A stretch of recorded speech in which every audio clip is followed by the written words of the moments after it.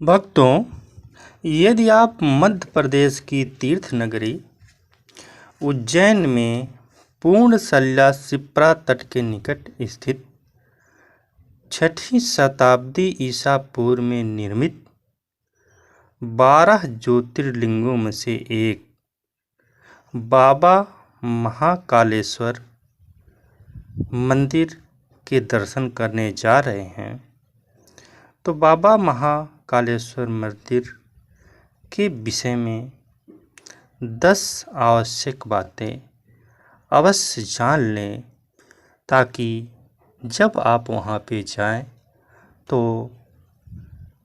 उस मंदिर के विषय में जानते रहेंगे, तो आपको दर्शन करने में आसानी रहेगी और कोई भी वहाँ से संबंधित मंदिर या दर्शनीय स्थल आपसे नहीं छूटेगा और आपको संपूर्ण दर्शन प्राप्त होगा, जिससे भोले बाबा की कृपा आप पर बनी रहेगी।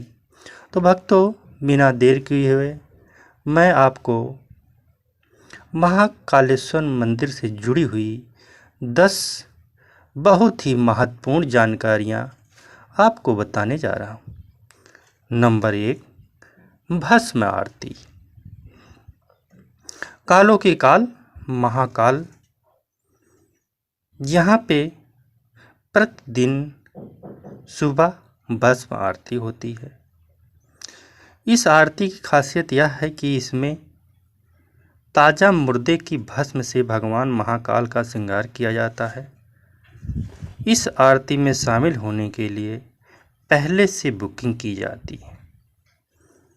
नंबर 2, महत्वपूर्ण जानकारी, जूना महाकाल। महाकाल के दर्शन करने के बाद जूना महाकाल का दर्शन करना जरूरी होता है।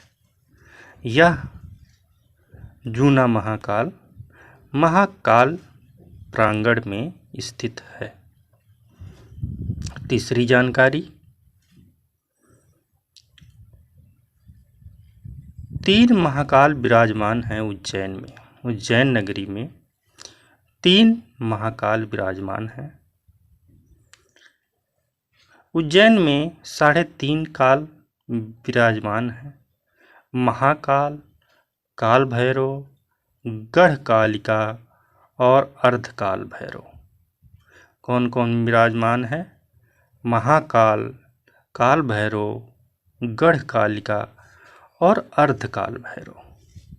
यदि महाकाल बाबा और जूना महाकाल बाबा के दर्शन कर लिए हों तो यहाँ के दर्शन भी जरूर करें, इससे आपको संपूर्ण लाभ प्राप्त होगा। चौथी महत्वपूर्ण जानकारी, 12 ज्योतिर्लिंगों में से सबसे खास महाकालेश्वर ज्योतिर्लिंग एकमात्र सर्वोत्तम शिवलिंग है। कहते हैं कि आकाशे तारकम लिंगम पाताले हाटकेश्वरम भूलोके च महाकालो लिंगत्रय नमोस्तुते। अर्थात आकाश में तारक शिवलिंग, पाताल में हाटकेश्वर शिवलिंग तथा पृथ्वी पर महाकालेश्वर शिवलिंग ही मान्य शिवलिंग है। अर्थात जिस प्रकार आकाश में तारक शिवलिंग की महत्ता है और पाताल में हाटकेश्वर शिवलिंग की महत्ता है, उसी प्रकार भूलोक पर, इस धरती पर महाकालेश्वर शिवलिंग की बहुत बड़ी मान्यता है। भक्तों,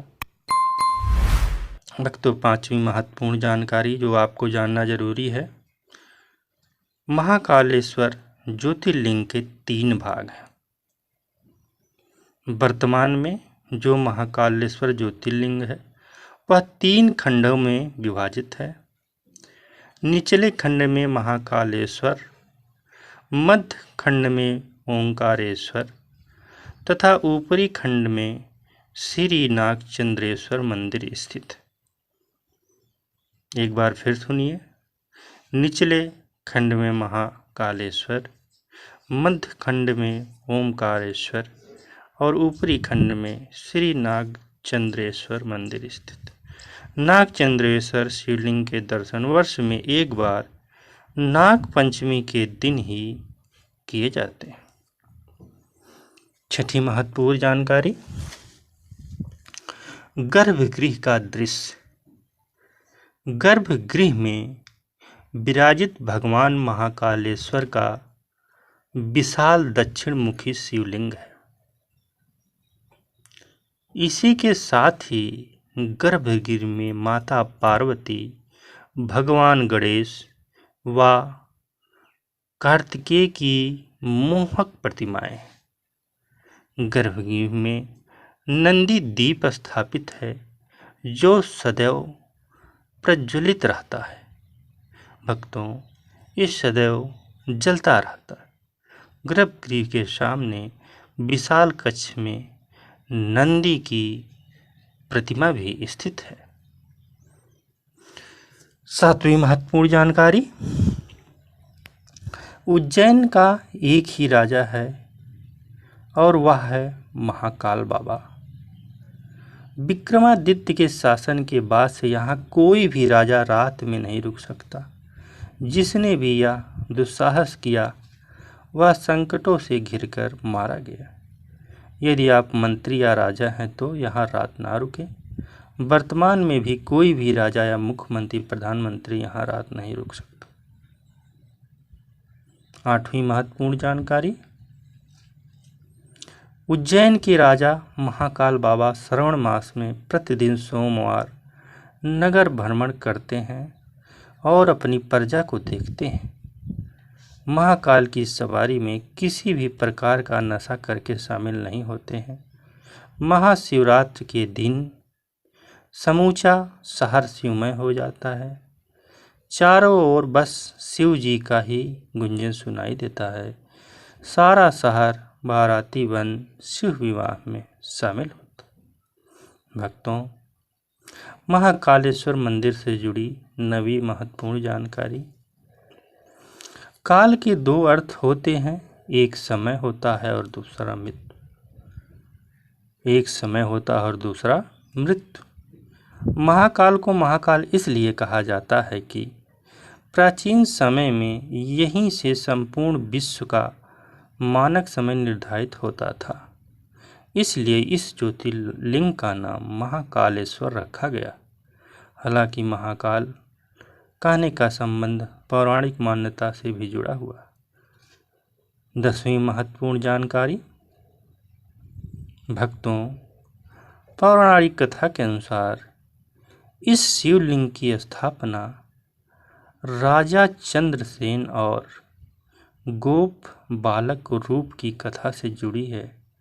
कथा से हनुमान जी का संबंध भी जुड़ा हुआ है। इसलिए ये 10 महत्वपूर्ण जानकारी जो आपको उज्जैन स्थित, जो मध्य प्रदेश में पड़ता है, मध्य प्रदेश में स्थित उज्जैन नगर में महाकालेश्वर मंदिर स्थित है। यदि आप वहां दर्शन के लिए जा रहे हों तो ये 10 बातें जाननी आपको बहुत आवश्यक है। अगर आप ये 10 बात जानते रहेंगे तो आपको वहां पर दर्शन करने में आसानी रहेगी और कोई भी दर्शनीय स्थल आपसे नहीं छूटेगा और आपको संपूर्ण लाभ प्राप्त होगा तथा भोलेनाथ की कृपा पर बनी रहेगी।